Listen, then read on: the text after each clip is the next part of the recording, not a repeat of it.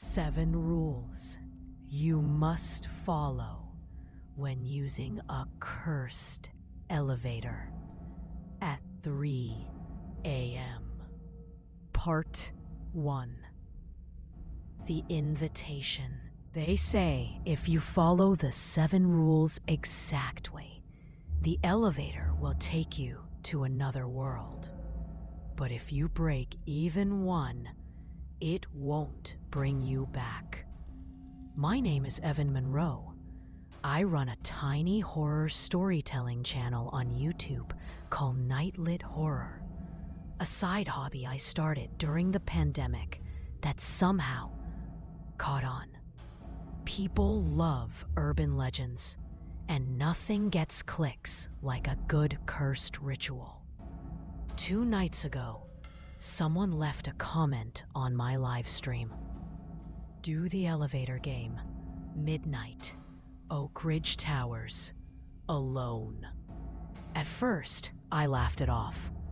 The elevator game was one of those old Creepypasta legends that made the rounds on Reddit back in the early 2010s. You know the one. Enter an elevator at exactly 3 a.m. Visit floors in a specific order. Don't talk to the woman if she gets on at the 5th floor. All that weirdness.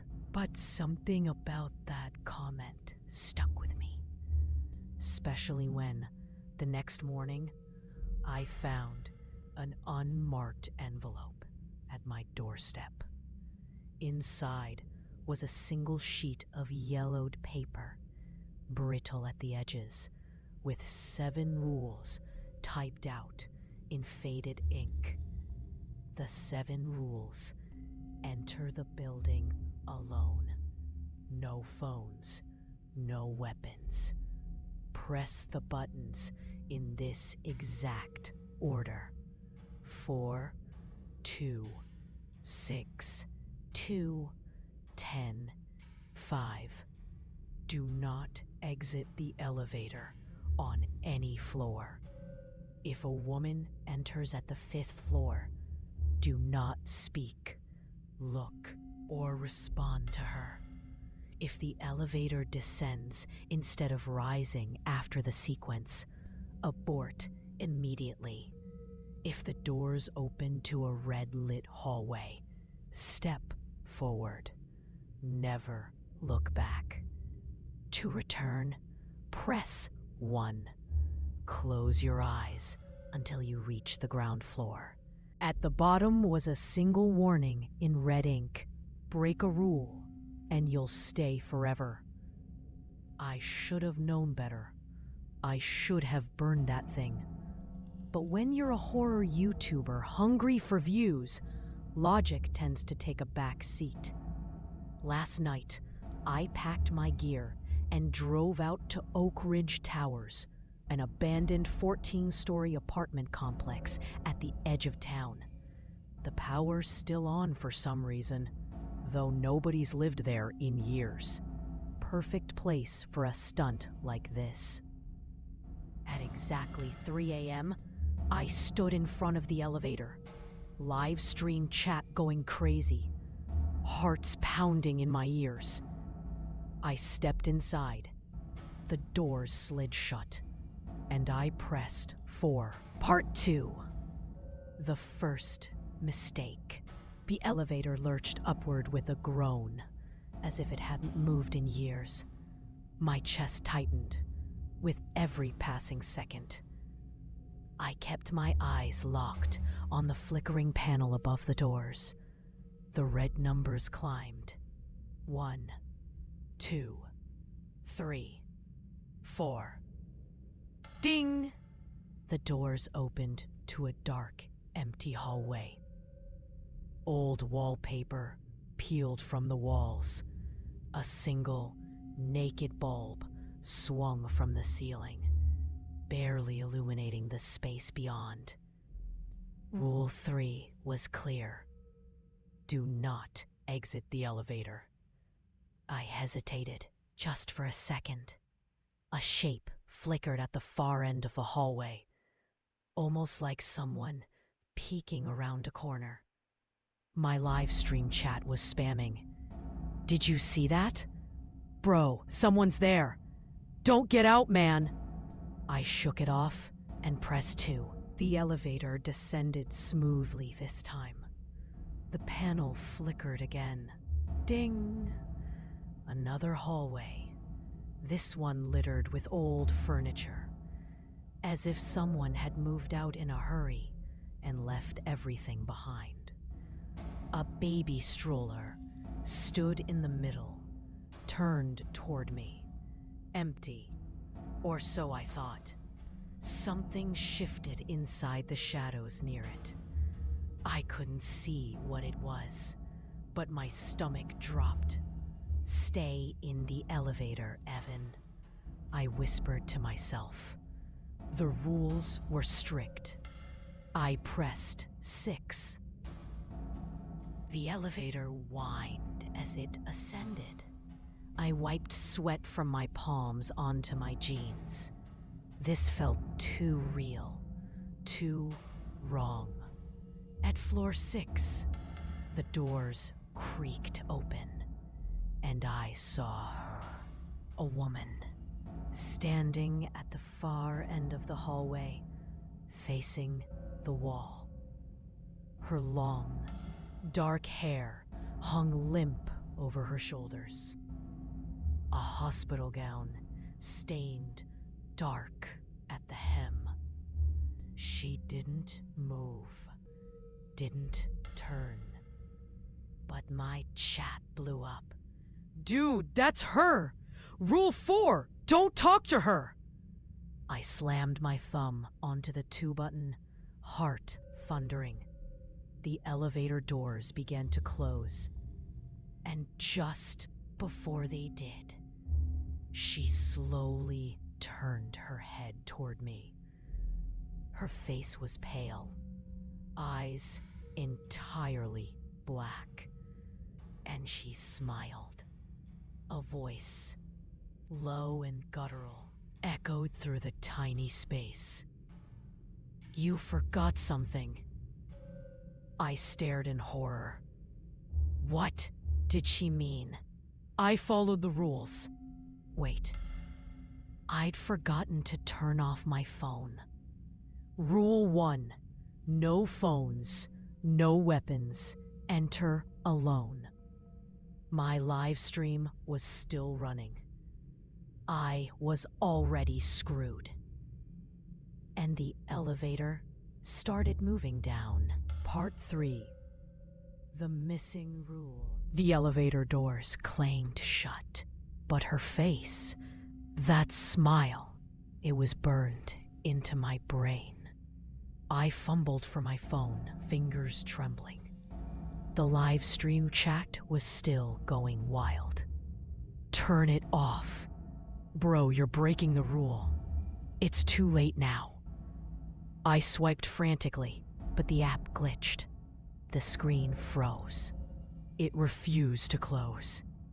The counter still read 1,127 viewers. My blood turned cold. Suddenly, the elevator jolted to a stop. The panel above flickered. No numbers. Just a single word. Forgotten. What the hell did that mean? A new rule? I flipped open the crumpled paper with the list of rules. 7 rules. Nothing about this. Then I noticed there was faint, smeared writing on the back. A faded, barely legible 8th rule. Rule 8. If a new rule appears, obey it without question. The doors began to open, slow as molasses. Beyond them, nothing but pitch black. And footsteps. Slow, heavy footsteps. "Who's there?" My voice cracked. No answer. I quickly pressed the close door button. The light blinked weakly. Footsteps closer. Then a raspy voice from the darkness. You shouldn't be here. Not like this. A hand shot out of the darkness, bone thin, gray, with fingers too long. It stopped the door from closing. I screamed. Without thinking, I raised my phone like a weapon, the screen casting a weak glow onto the thing's face. It wasn't a face, just a mass of cracked, porcelain-like skin, stitched together with black thread. Empty eye sockets. It hissed. The light from my phone made it recoil. Then I remembered. Rule 5. If they see your light, you die. The thing lunged. I dropped the phone. It clattered to the floor, screen up, live stream still running. Somehow, the elevator doors managed to close. Darkness. I was alone again. But I could hear whispering through the elevator walls now. One of us. One of us. And the elevator started moving up to a floor that didn't exist. 13. The building only had 12 floors. Part 4. Floor 13 doesn't exist. When the elevator dinged for floor 13, a rotten smell hit me like a brick wall. The doors slid open, but there was no hallway, just a dense, unnatural fog, thick as soup. Cold, damp air wrapped around me like a wet shroud. The walls were lined with mirrors, cracked, warped, reflecting me in ways that didn't match my movements. Rule 6. If you reach an unknown floor, do not step out. Close the doors immediately. But before I could hit the button, a figure stepped into view. It looked like me. Same clothes, same bloody hand from earlier. But the face, it grinned too wide, and its eyes were hollow, leaking inky darkness. Going somewhere? It asked. My own voice warped and doubled. The live stream chat exploded again. What the fuck is that? Bro, close the doors! That's not you. I slammed the closed door button. The figure tilted its head, grinning wider. And then its hand shot out, catching the door. I broke Rule 6. Before it could drag me out, something else happened. A burst of static from the elevator's intercom. Then a voice. Familiar, but dead. Evan, remember Rule 8. I grabbed the crumpled paper again. Rule 8. If a new rule appears, obey it without question. At that moment, new text bled onto the paper like ink spreading in water. Rule 9. If your reflection speaks, offer it your blood. What the hell? I had seconds to act. The thing was halfway inside the elevator now, that grotesque grin splitting wider. Without thinking, I slashed my palm open with a broken key from my pocket and smeared the blood on the mirror nearest to me. The reflection's grin faltered. It let out a shriek like glass shattering and recoiled. The doors finally shut. I collapsed against the wall, my bloodied hand throbbing, heart pounding. The elevator began to descend now, numbers blinking. 13, 12, 11, 10, 9. But I knew this wasn't over. The paper still shimmered, and the chat was full of a single message now, repeated by dozens. You broke Rule 3. It's coming. Part 5. The final rule. I should have never joined this stupid urban legend stream challenge. The elevator hit floor 7, but the lights overhead flickered, and for a split second, I saw it. A shape clinging to the ceiling. Thin, human-shaped. Its skin slick and gray like a drowned corpse. Long, spidery limbs and two glowing eyes that locked onto me through the dim light. The live stream chat went insane. What the hell is that? Evan, don't move! Bro, it's above you! I froze. The paper in my hand burned hot. Text bleeding out again like living ink. Final rule. If you've broken any rules, your only chance is to leave something behind. Something behind. What did that mean? I scanned the elevator, and it hit me. The cursed elevator only took one life at a time. If I left something of myself, maybe it would count.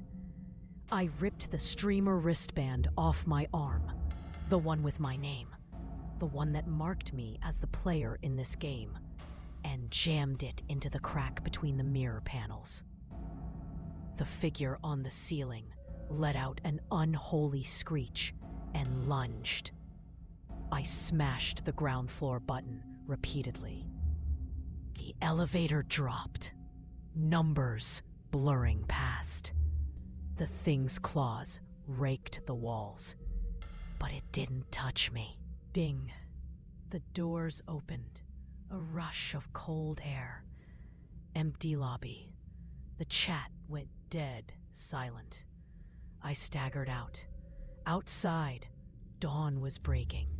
My phone buzzed violently. A single message on the now dead Stream app. You survived, this time. And then, the screen cracked. I looked back. The elevator doors were closing, and just before they shut, I saw my reflection wave back. But I wasn't moving. Cut to black. But dark screen with ominous cracked text reading. Would you survive the Forgotten Hotel? Follow for more rules you should never break. Glowing red subscribe button and a sinister bell icon pulsing in the shadows.